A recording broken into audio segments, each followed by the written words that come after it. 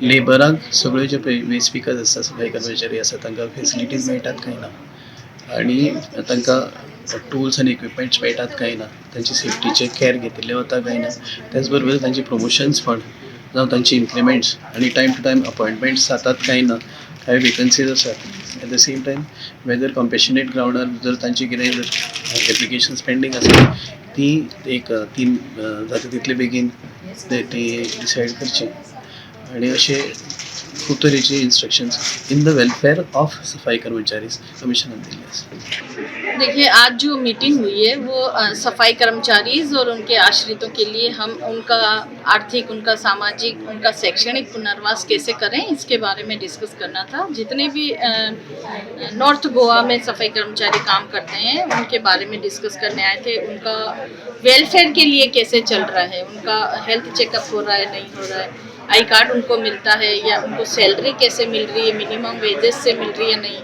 उनका पीएफ का, ये सारा डिस्कशन हमने यहाँ पर अभी किया है. सिर्फ नॉर्थ का ही किया है या साउथ के भी आए? नॉर्थ का ही किया है. साउथ का अलग से हो जाएगा?